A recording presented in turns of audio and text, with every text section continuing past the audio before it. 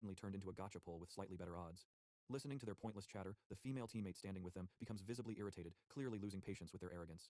The armored knight then coldly assesses the beast folk, remarking that everyone except the dark elf looks weak, saying it like a tier list announcement no one asked for.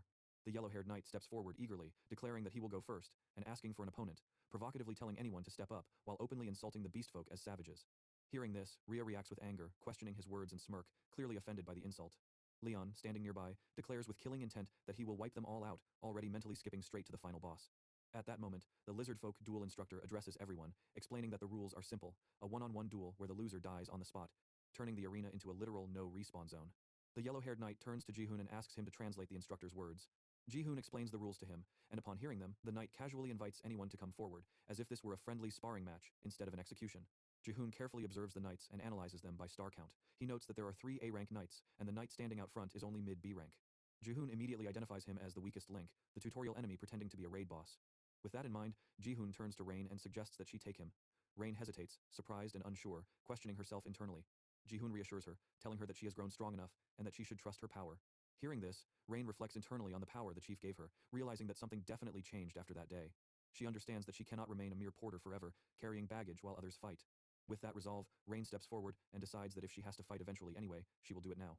As the duel is set, everyone else exits the arena, leaving only the 2 fighters behind, the space suddenly feeling much larger and far more dangerous. Jihoon glances toward Liark and recalls Liark's earlier words about how their tribe worships dragons and follows their choice as an absolute rule. Returning to the present, Jihoon looks at Liark again and thinks that he possesses 2 cards proving Ryzel is a dragon. He realizes he could reveal the truth immediately. However, with Rain's recent rank up, this duel represents a valuable chance for real combat experience, something that cannot be skipped like a cutscene. Inside the arena, the yellow-haired knight sees Rain and reacts with disbelief, clearly shocked that she is his opponent. Rain nervously confirms her presence, her fear obvious. The knight mocks her internally, recognizing her as a rabbit beastfolk, the weakest of all races. He thinks that even if he defeats her and survives, it will bring no honor to his noble house. Meanwhile, Rain trembles as she looks at his frightening face, her fear practically written all over her ears. With that, the fight begins. The yellow-haired knight activates his power, declaring internally that one strike will be enough, as anything more would disgrace his family. He steps forward and unleashes his Thunder God sword style, performing a super lightning slash aimed directly at Rain. A small explosion erupts in the arena, filling the space with smoke and shockwaves. Seeing this, Rhea becomes slightly alarmed, but Jihoon remains completely calm, as if watching a replay he already knows the ending to. Jihoon thinks that the old D-rank Rain would have found that attack terrifying. Now, however, Rain stands on the same level as Rhea. As the smoke clears, Rain is suddenly seen running away in panic, fleeing across the arena while declaring surrender. She believes that even if she continues, she will die, convinced that defeating someone that strong is impossible. This unexpected reaction surprises Jihoon slightly, catching him off guard. The yellow-haired knight becomes enraged, furious that she would shame him in such a way. He advances again, raising his sword and moving in to attack Rain once more. Seeing this, Rain becomes overwhelmed with fear, her body trembling as danger closes in. At that critical moment, Rain remembers Jihoon's earlier words, telling her that she had become strong and should trust her power. Rain reflects internally, realizing that if all she does is run, she will never be able to do anything. With that realization, Rain leaps and dodges the knight's attack with surprising agility. Flames suddenly erupt from her body, shocking everyone present. Jihoon reacts in disbelief, realizing that this must be Rain's new skill. Wrapped in flames, Rain strikes the knight across the face with a fiery slap. The impact sends him flying backward as he burns, crashing into the ground. The entire arena is left stunned, as if the script was accidentally flipped upside down. Jihoon forms a small smile and thinks that if the situation had turned dangerous, he would have stepped in, stopped the duel, and revealed that Ryzel is a dragon to overturn everything. However, he never imagined that Rain would actually win on her own. The yellow-haired knight lies collapsed near his teammates, his condition completely ruined, looking less like a noble warrior and more like a failed speedrun. Rain herself looks shocked, staring at her own hands as she realizes that this power truly belongs to her. Filled with joy, Rain turns toward her teammates and proudly celebrates her victory. Rhea responds enthusiastically, praising her performance. Jihoon congratulates Rain, stating that from now on, she will most likely be the strongest rabbit beastfolk in the world. Hearing this, Rain becomes extremely happy, and her level rises to 18. Watching this, Leon reflects internally that Rain barely trained at all, yet she has clearly changed, no, grown since then. Leon then looks at Jihoon with a faint smile and thinks that Jihoon's power makes others stronger. He feels glad that he chose to follow him. With that, Rain is officially announced as the winner of the match. The yellow-haired knight, still lying on the ground, insists internally that as long as his life remains attached, he has not lost yet. At that moment, a lizard folk soldier steps forward and kills the yellow-haired knight on the spot, declaring his defeat without hesitation. Seeing this, the female teammate finally breaks down, stating that she cannot take it anymore. The instructor then calls for the next fighter from the human side to enter the arena. Immediately after, the female knight steps into the arena. Leon reacts with surprise, noting that the female knight slipped into the arena in an instant, her movement nearly impossible to track. Jihoon thinks that he does not remember the A-rank knight he encountered in the forest, but he definitely remembers this woman. She is the yellow current beauty sword, Kal Hera, someone who appears ordinary on the surface but is far from normal underneath. Kal Hera forms a creepy smile and states that she has seen too much pain today and has reached her limit. She expresses a desire to feel that thrill again. Jihoon analyzes her further, identifying her as a sadist, someone who derives sexual pleasure from inflicting pain on others, turning the arena into her personal amusement park. Kalhara blushes slightly and points toward Jihoon, identifying him as the leader. Jihoon reacts with visible surprise as he realizes that she is directly challenging him. Rhea looks at Kalhara and becomes uneasy. She wonders what is wrong with that woman and why she is staring at Jihoon with such an unsettling expression. The fight instructor turns toward Jihoon and asks what Kalhara said. Jihoon calmly explains that Kalhara wants to fight him. Hearing this, the instructor tells Jihoon that if he wishes to fight, he should come down into the arena. Jihoon begins thinking seriously. Kalhara is a knight belonging to the top tier of A rank. On top of that, she is fully equipped with dedicated A rank gear. Even among A rank knights, she stands on a completely different level. Taking such a risk makes little sense logically. However, no matter how strong Kalhara is, she cannot withstand a dragon's breath at that range. All Jihoon needs to do is neutralize her high-speed movement skill, Current Shift. His weapons are his sturdy body and Rizeldrak's one-shot power. If he wins, he can gain a massive amount of experience. The thought crosses his mind whether he should give it a try. Jihoon then states that he always fights together with Rizel. Kalhara reacts with interest, saying that this will make the fight twice as fun. Jihoon borrows Belle's sword before heading out. Leon warns him that the girl is strong. Jihoon acknowledges this and proceeds toward the arena without hesitation. As Jihoon moves, Liark, sitting atop Jihoon's head, looks at Rizel and is reminded of his childhood. He remembers his mother telling him that they were saved long ago and that those beings shared their power with them. She told him that when Liark grows up, he would be able to use that power too. Young Liark had asked whether he would really be able to do it as well. Returning to the present, Liark dismisses the thought as ridiculous. Before the battle begins, Jihoon raises an important concern. He asks what would happen if, during the fight, the lizard folk spectators were to die. Liark responds coldly that the arena is too grand for humans to fight in and gives the signal to begin. Kalhara looks at Jihoon with a faint smile, her mind filled with disturbing thoughts. She considers whether she should pierce him or cut him, her imagination running wild in a way that feels less like a duel and more like a horror movie villain picking a weapon. After settling on an idea, Kalhara raises her sword forward, announcing that she has decided. Leon watches nervously and notices something strange about her posture as she grips the sword, especially from that distance. Suddenly, Kalhara activates Yellow Current Thunderbolt magic within her sword and throws it at incredible speed toward the guards. The guards barely manage to block it with their shields. Leon is shocked. Throwing a sword infused with lightning magic is a technique that can instantly take someone out if they do not understand it. Leon realizes that Jihoon dodged the attack. Rhea immediately corrects him, pointing out that Jihoon did not move at all. Leon is left confused. The camera then reveals a small cut on Jihoon's cheek. Kalhara smiles, finding it strange. She realizes that Jihoon knew she would miss and deliberately chose not to dodge. Jihoon carefully observes her. Kalhara belongs to the number 4 division of the Cancer Knights and serves as the vice captain. She is known as the Beauty of the Yellow Current. However, among those who truly know her, she is called by a different nickname, the Seizure Spectator. She continuously inflicts pain on her opponents, using a cruel attacking style that slowly kills them. She never finishes opponents easily. This fact is known only to a select few. 80% of her enemies have never survived against her. There is no way Jihoon could have known she would miss and chosen not to dodge on purpose. Kalhara smirks and decides to get rid of the annoying fly first. Jihoon is shocked by her sudden intent. She grins again, believing that this was the correct answer after all, and launches another attack. Jihoon manages to dodge it with his sword. Leon realizes how disadvantageous this fight is for Jihoon. Jihoon has no weapons or magic that can strike from a distance. Rhea argues that he just needs to dodge an ambush. Jihoon tells Rizel to stay close behind him. Leon points out that Jihoon is not as fast as Rhea. All Jihoon can do to deal damage is launch a frontal assault. With no hesitation left, Jihoon rushes straight toward Kalhara. Kalhara welcomes him with a twisted grin, promising to slowly enjoy the many expressions he will make. She then creates an electric ring around herself, using yellow current lightning. Jihoon is struck by the electric shock. Rhea cries out in concern. The Lizardfolk King watches silently, showing no emotion. Jihoon groans in pain as electricity surges through his body. Kalhara laughs in delight, savoring the expression Jihoon makes as he endures the pain. She demands to see his next expression and urges him to show her more. Jihoon analyzes the situation internally. Electric Ring is a skill that consumes a large amount of magic power. Kalhara will likely enjoy it until the opponent is about to lose consciousness and collapse, then stop. However, after that point, the pain will become even worse than it is now. Seconds pass. 6, 7. Kalhara continues laughing, asking how it feels for his blood vessels to be destroyed, wondering whether it stings or excites him, and demanding that he tell her what it feels like. Jihoon realizes that he has already endured this for 10 seconds. Kalhara's current level is, at most, 29 or below. That means her maximum magic power is 1500. Current Shift consumes 400 MP. Electric Cloud consumes 100 MP. Electric Ring consumes 50 MP per second. If Jihoon can endure for 11 more seconds, she will no longer be able to use Current Shift. Kalhara becomes annoyed, stating that she does not like Jihoon's expression. Jihoon calmly responds that one has to get hit to understand pain. The system window activates and notifies that magic immunity nullifies magic attacks of lower tiers. Jihoon immediately orders Rizel to use Dragon's Breath. Rizel releases the attack toward Kalhara. Kalhara mutters that she hates pain as she is blasted away and crashes into the ground. The Lizardfolk King witnesses this and suddenly recalls something from the past. A memory surfaces of someone telling him that they were saved long ago and that power was shared with them. It was said that when Liark grows up, he would be able to use that power too. The scene lingers, heavy with realization, as the meaning of that forgotten promise begins to resurface. Rizel unleashed a Dragon Breath attack, and the area was left half destroyed. Every lizardfolk stood frozen in shock. From a distance, the Lizardfolk King observed everything carefully. He realized that this was power, inherited from the Dragonkin. Dragon's Breath was a power attainable only by the rarest lizardfolk warriors, who had reached the absolute pinnacle. He could not believe that such power had come from something so small. Leon supported the injured Jihoon and helped him stand. Jihoon then addressed all the lizardfolk, stating that they, of all people, must have already sensed it. He declared that the only one present who could use dragon's breath was Relok, the chieftain himself. He reminded them that all lizard folk revered dragons, and said that even if they already understood, he would now show everyone clearly who they truly should serve. The lizard folk king asked for the dragon's name. Jihoon answered that its name was Rizeldrak. At that moment, Rizel's eyes began to glow. His body surged with power as he started shifting into a mature form. Outside, the entire area was flooded with an energetic red aura. An elderly lizard folk, seeing the red aura, realized that the legend had awakened. The remaining lizard folk, the knights, Rain, and Rhea, were all left completely stunned. Even the lizard folk king stood frozen as he witnessed Rizeldrak's true form.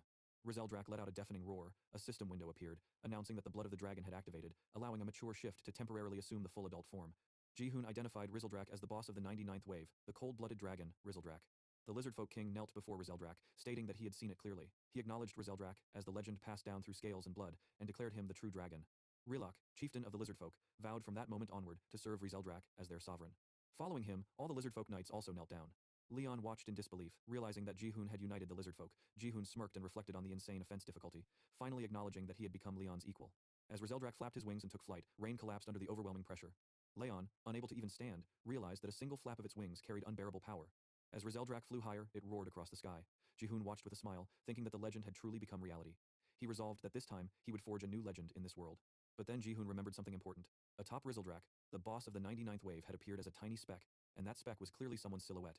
Soon after, Rizeldrak's power faded. He weakened and reverted back into his small form. Before he could fall, Jihoon caught him. Jihoon praised Rizel for using dragon's breath and achieving a mature shift, acknowledging his effort. Rizel felt happy hearing the praise. Jihoon then noted that the transformation had only been temporary and far too short. A system window appeared, announcing the completion of the main quest. Monster faction expansion had been cleared, with 1,255 out of 1,000, exceeding the target by over 100 units, increasing the chance of high-tier rewards. Exceeding the target by over 200 units further increased those chances. A reward was received in the form of a random grade stone, with the option to claim it now or later. A stone emerged from within Rizel. Jihoon recognized it as a grade stone capable of upgrading an A rank to an S rank. Another system notification appeared, stating that upon reaching level 10, Jihoon's existence was now defined by his achievements so far. Confused, Jihoon wondered what that meant. The system explained that he was now a third being, neither human nor monster. He could hear the cries of the dead and manifest their power into reality. His new classification was revealed as a soulbinder. His HP and MP values were displayed alongside this revelation. The scene then shifted smoothly to a celebration. The lizard folk prepared a grand feast. Rilok invited everyone to eat as much as they liked, declaring them honored guests. Gratitude was expressed toward Rilok. Leon noticed Jihoon eating excessively and questioned it. Rain replied that the chief must have been starving, so it made sense. The abundance of meat amazed everyone, and excitement spread as they rushed toward the food. Leon and the others joined in, completely unable to resist. Soon everyone finished the meal with full stomachs. Afterward, Jihoon asked where Rizel was. Leon pointed toward the temple. Jihoon looked up and saw the lizard folk fanning Rizel with leaves, feeding him, and calling him the Dragon King while asking if he needed anything. Jihoon was shocked to realize that this had been happening the entire time.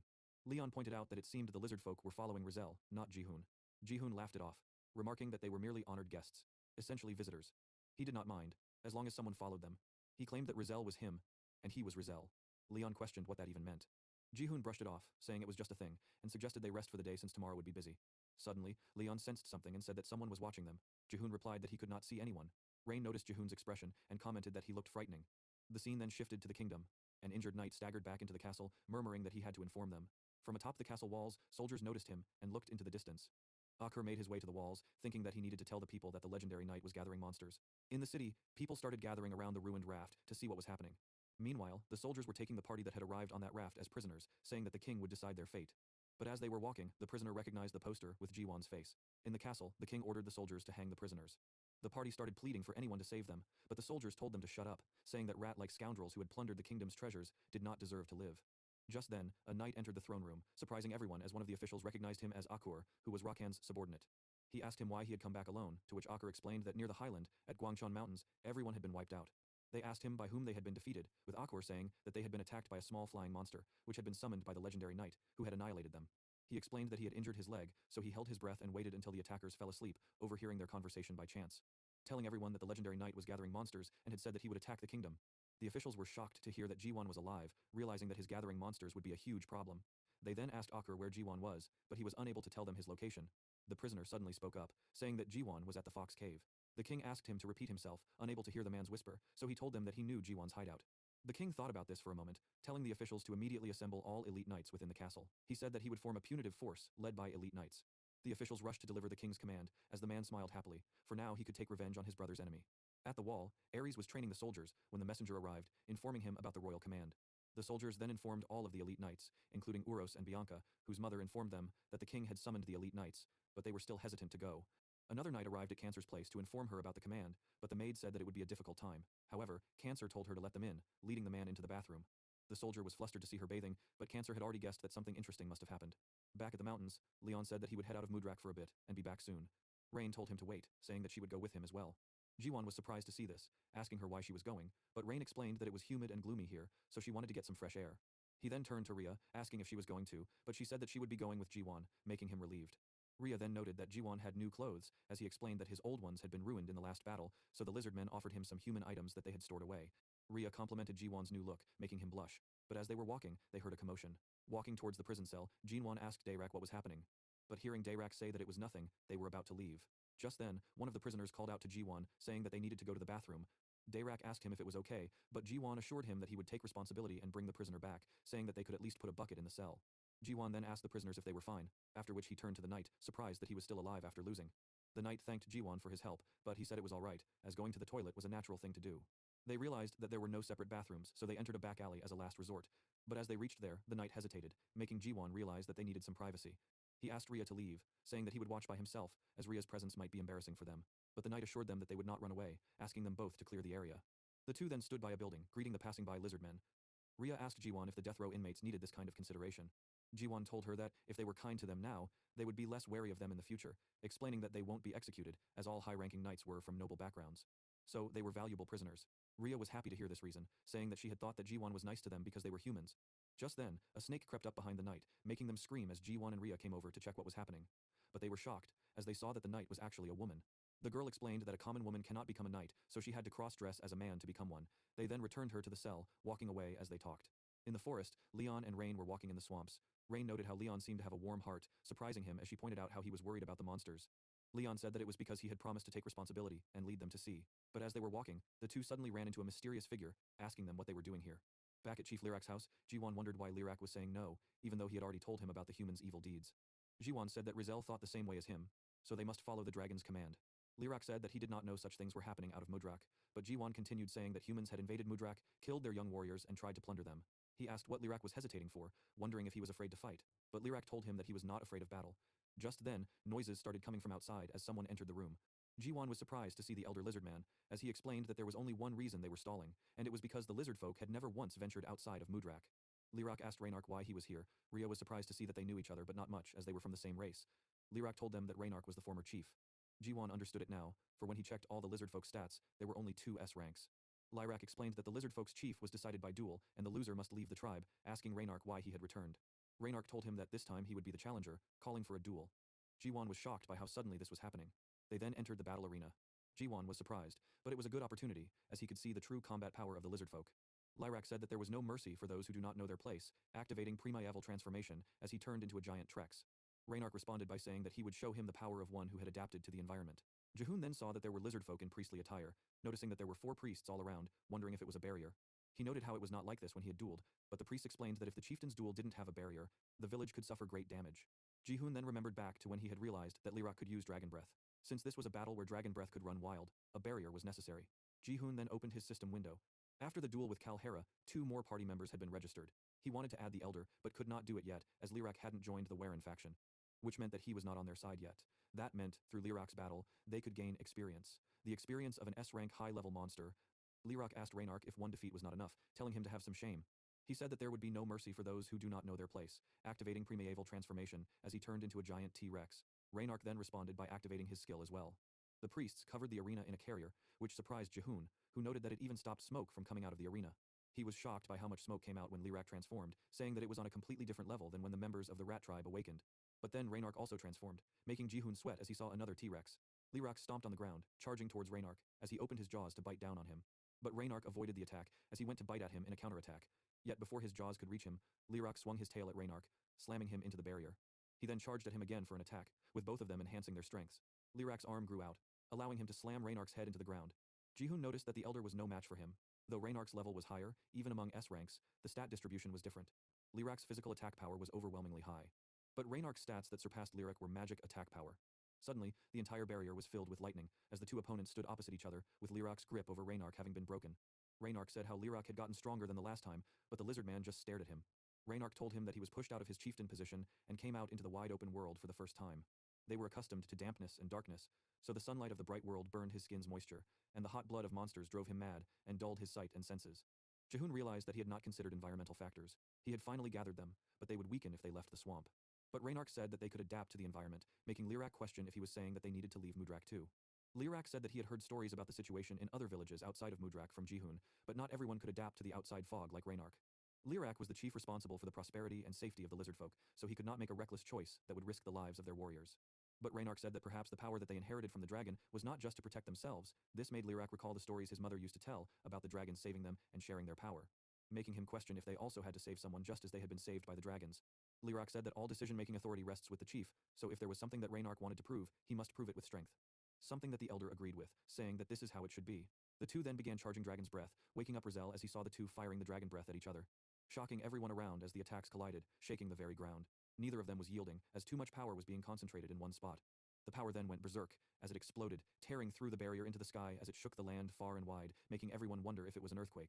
Leon and Rain noticed that it was coming from the arena side, making them worried about Jiwan. Leon rushed off, asking Rain to take care of the orcs. Back at the arena, Jihoon noticed that the barrier almost shattered from just the shockwave, but they were more curious about who won, as the entire field was covered in smoke. The smoke then gradually cleared as they saw one lizard man standing, claiming his position as the chief and saying that he would not tolerate a single defeat. Lirak stood over Reynark, asking if he had any final words, as he pointed his trident at his throat. Reynark said that the lizard folk were a strong race, so they would surely adapt. Lirak realized that from the beginning, Reynark was not after the chieftain's position. He said that the phenomenon he witnessed outside, he only hoped it would not be replayed here in Mudrak. Jehun realized that every wave has a reason after seeing the rat tribe. In the game, the lizard folk invade the kingdom around the 30th wave. That was probably the result of the current battle. Reynark's persuasion was successful. That was the unchanging flow of the story. Lirak told the priests to heal his opponent. However, if anything had changed, it was that the flow of that story had been brought forward by Jehun. But just then, another system window appeared before Jehun, shocking him, as it informed him that an emergency quest had started, telling him to stop the expeditionary force. Jehun was shocked to see that S-rank knights were invading, wondering just what was happening. Leon rushed to Jehun, wondering what was going on.